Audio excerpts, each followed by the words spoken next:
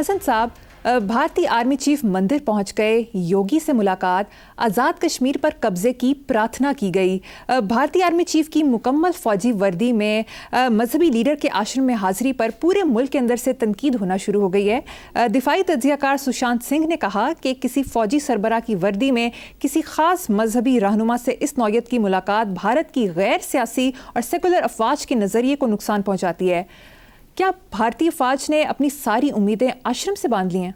ایک بات یاد رکھنا زندگی میں، دعا ہو، پرارتھنا ہو، پریئر ہو، اس کے لیے میرٹ ضروری ہے۔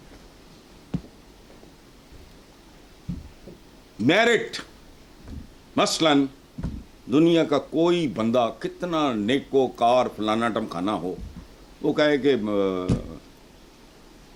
اللہ پاک مجھے موت نہ آئے، میرٹ پہ نہیں ہے۔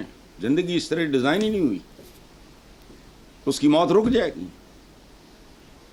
اچھا، کوئی بدبخت، وہ تہجد گزار بھی ہے، فلاں بھی ہے، وہ کسی غریب آدمی کی زمین پہ قبضہ کر لیتا ہے، وہ عورت عدالت میں چلی جاتی ہے اور وہ آدمی اچھا وکیل کرتا ہے اور مسئلے پہ بھی بیٹھ جاتا ہے اور جج بکاؤ اور بے ایمان نہیں ہے اور وہ دعائیں بھی مانگ رہا ہے، کیا قبول ہوگی؟ یہ تو وہ دیکھو نا، اپنے بھگوان پرارتھنا کس سے، دعا کس سے؟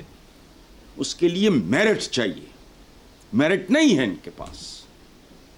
آزاد کشمیر ہو یا مقبوضہ کشمیر ہو، وہ کشمیریوں کا فیصلہ ہونا چاہیے۔ میں کوئی سیاسی بات نہیں کر رہا، بے ضمیرے، بے عقلے، میرے کرتوت کچھ ہو، دعائیں میں کچھ مانگوں گا۔ دعا کے لیے میرٹ بہت ضروری ہے، ایک بات یہ یاد رکھنا۔ اچھا، اب یہ آرمی چیف کی مکمل وردی میں مذہبی لیڈر کے آشرم میں حاضری وغیرہ، یہ میری عقل سے باہر ہے یہ بات۔ آدمی تو آدمی ہے، اس کے اوپر وردی ہے، کل نہیں ہوگی، پھر کیا ہے؟ کپڑوں سے کیا ہوتا ہے؟ اگر وہ چلا گیا تو بہرحال، لیکن میں اس پہ کوئی تبصرہ نہیں کر رہا۔ اچھا، اس میں سب سے زیادہ جو حیران کن بات ہے، جس پہ آپ نے بھی توجہ نہیں کی، کہ ان کے جو تجزیہ کار ہیں، سشانت سنگھ آپ نے بتایا نا؟ جی ہاں، سشانت سنگھ صاحب نے فرمایا کہ فوجی سربراہ کی وردی میں کسی خاص مذہبی رہنما سے اس نوعیت کی ملاقات بھارت کی غیر سیاسی اور سیکولر افواج کے نظریے کو نقصان پہنچاتی ہے۔ بالکل بوگس بات، بے بنیاد بات۔ دیکھو بات سنو، ہندوستان بھارت توا کے بعد تو سیکولر رہا ہی نہیں۔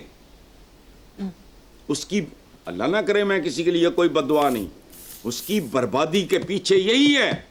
جب تک سیکولر کا مطلب کوئی بے دین اور لادین ہونا نہیں ہوتا۔ ہمارے ہاں جاہل جو بہت سے دانشور ہیں اس ملک میں، وہ سیکولر ہونے کو غیر مذہبی ہونا سمجھتے ہیں۔ یہ نہیں، سیکولر کا مطلب یہ ہے کہ ایک سٹیٹ کے لیے سب برابر ہیں۔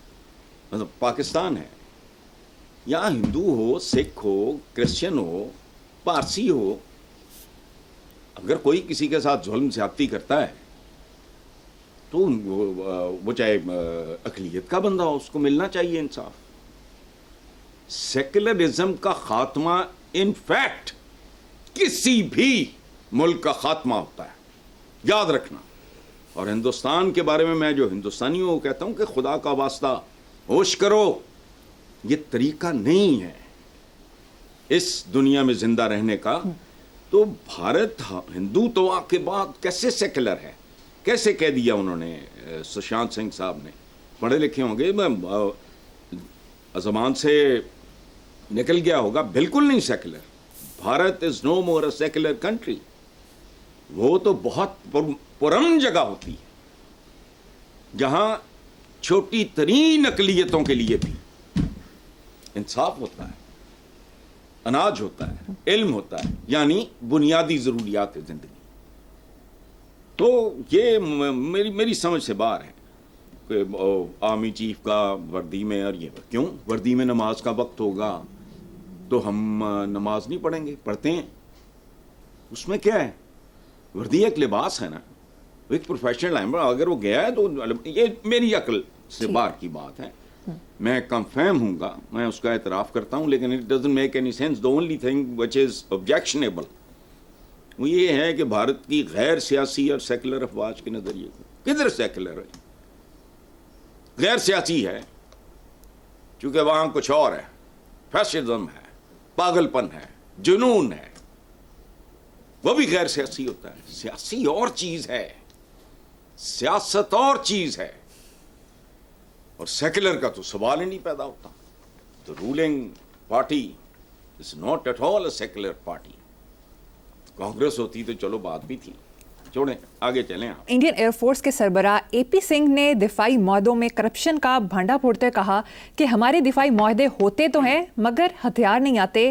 کوئی بھی دفاعی پروجیکٹ کبھی وقت پر مکمل نہیں ہوا, ہر منصوبہ تاخیر کا شکار ہے اور ایسا کوئی پروجیکٹ نہیں جو آج تک وقت پر مکمل ہوا ہو. دوسری طرف بھارت کی حکمران جماعت بھارتیہ جنتا پارٹی کے اہم رہنما سبرامینن سوامی نے اعتراف کیا کہ پاکستان نے ہمارے 5 طیارے گرائے, رافیل اچھے طیارے نہیں. مودی کے ہوتے ہوئے رافیل طیاروں کی ڈیل میں کرپشن کی تحقیقات نہیں کر سکتے. اچھا, پہلی بات تو یہ ہے کہ اگر مودی صاحب کے ہوتے ہوئے آپ تحقیقات نہیں کر سکتے تو بھائی فوکس کہیں اور لے جاؤ, پہلے مودی سے جان چھڑاؤ, ختم, پھر کر لو. وہ تو ظاہر ہے جب کوئی حکمران بیٹھا ہوتا ہے اس کے بارے میں تو عذاب کو دعوت دینے والی بات ہے. یہ تو بالکل ایسی ہے جیسے آپ پاگل کتے کے مقابلے پہ کھڑے ہو جائیں. ایک جنونی آدمی, وہ مطلب تو سمجھ میں آتی ہے بات. تو بھائی میں آپ کو ایک سیدھا سادہ رستہ بتاتا ہوں سبرامنیم صاحب, آپ مودی کو ریپلیس کرنے کا, باقی رہ گئے طیارے تو میں نہیں جانتا, میرا تو ایئر فورس کے کسی بھی فورس سے کوئی تعلق نہیں رہا. طیارے پتہ نہیں اچھے تھے نہیں تھے, پائلٹ کیسے تھے یہ بتاؤ نا, وہ بھی میں نہیں جانتا. اصل بات یہ ہے. اچھا, دوسری کہ ہمارے ہاں بھی کرپشن ہوتی ہے تو ہم کزن ہی نا. میں اکثر بات کرتا ہوں 25 کروڑ یہاں, 20-22 کروڑ مسلمان ہندوستان میں, آپ اس کا بنگلہ دیش کا, یہ سارے ان کا اوریجن کہاں ہے, کون ہے بتائیں مجھے. سو بیسیکلی اچھا, دوسری بات یہ ہے کہ ہم نے صدیوں ایک ساتھ صدیاں گزاری. جس کو دیکھو آپ عجیب و غریب طرح کی شوشے چھوڑتے ہیں, لیکن یہ سارا جھوٹ کا کاروبار ہے. اپروچ ہماری کیا ہے میرے حساب سے, اگر مجھ سے کو پوچھے گا تو میں کہوں گا کہ دیکھ لو بھائی, میری یادداشت چونکہ ذرا کمزور ہے, اس میں کوئی 1-2-4% کا فرق ہوگا تو ہوگا, باقی کیسے, تو ہم بھی ایسے ہی ہیں. لیکن وہ اگر ان کا یہ حال ہے تو ماشاءاللہ مبارک ہو بھارت کو, بہت بہت مبارک ہو کہ جی وہ ہتھیار نہیں آتے, مطلب کمیشن کھائے جاتے ہیں. یہ اس کا مطلب ہے انڈیا یہاں ہم سے بازی لے گیا ہے, جس میں انہیں مبارکباد پیش کرتا ہوں. آگے صحیح. حسن صاحب, چین نے حالیہ پاک بھارت فوجی تصادم کے بعد پاکستان کو اپنا آہنی دوست قرار دینے کا اعادہ کرتے ہوئے واضح اعلان کر دیا ہے کہ پاکستان کی سرحدوں یا خود مختاری کو پامال کرنے کی کسی ملک کو اجازت نہیں دیں گے. واہ, چین کو سلام, چینی بھائیوں کو سلام. یہ میں برادر جو ہے نا, میں ان لفظوں سے بہت چڑھتا ہوں. اصل بات ہے آہنی دوست. برادر تو برادران یوسف بھی ہوتے ہیں. برادران کے دوران اس ملک میں مقدمے نہیں چلتے. کون سا بڑا گروپ ہے جو آج اپنی اوریجنل حالت میں ہے؟ نہیں, اس سے بغیر ہوگا کہانی ختم. دوستی ایک ایسا رشتہ ہے, یہ یاد رکھنا زندگی میں. یہ فاروق صاحب کو بھی پتہ ہے, اطہر صاحب کو بھی پتہ ہے, آپ کا مجھے نہیں پتا, آپ کو پتہ ہے کہ نہیں. میری دوستیوں کی عمریں 50 سال 55 سال سے کم نہیں ہیں. نیکسٹ ٹائم جب آؤ گے تو آئی شو یو دا روم. میں نے پتہ نہیں اب تو 1,500-2 ہزار ہو جائیں گی بچپن سے لے کے آج تک کے سب کے دوستوں کی, جن میں سے اکثر اب اس دنیا میں نہیں ہیں, تصویریں. ان میں پروفیشن میں جن سے میری محبت ہوئی, جیسے عباس اطہر تھے یا عبد القادر حسن تھے یا منو بھائی تھے, ان کی شامل ہیں. دوستی رشتہ ہوتی ہے, یاد رکھنا. دوستی ہوتی ہے چوائس. دیکھو نا, میں اگر کہتا ہوں کہ جی فلاں میرا دوست ہے, وہ میرا چوائس ہے بھائی, میرا چوائس نہیں ہے, وہ میری مجبوری ہے. اس لیے برادر نہیں. چین اور چینی بھائیوں کو سلام, जो पाकिस्तान को डंके की चोट पे खुल के ओन करते हैं, वही दोस्त। ब्रदर ब्रूदर ड्रामे बंद करो, समझने की कोशिश करो। दोस्त होता है, देखो बात सुनो, एक शेर सुनो, मेरा नहीं है, कंधे से कंधा मिलाकर खड़ा होने वाला दोस्त होता है। भाई तो शरीका भी होता है। शरीका किसे कहते हैं? जो बाप के खून और माँ के दूध में शरीक हो आपका। आप तो मेरा शरीका नहीं हो सकते। सो यही जिंदगी है। मैं एक असूल बता रहा हूं आपको। अच्छा, शेर सुनो। हाथों में हाथ पकड़े हुए यूं खड़े थे दोस्त, दरिया को भी गुजरने का रास्ता नहीं मिला। वाह। और भारत तो बेचारा दरिया क्या है, वो तो नाली नूली है सोच के एतबार से। अल्लाह माफ करे, मैं और नहीं, भारतीय हुक्मरानों की सोच के एतबार से भारत दरिया नहीं है, बदरोह है, नाली है। सो चीनियों को सलाम। मुझे 2-3 दफ़ा इनविटेशन आई, मैं नहीं गया, मैं बथेरी दुनिया घूमी, लेकिन अब मुझे कोई ऐसा मौका मिला तो I will never miss it.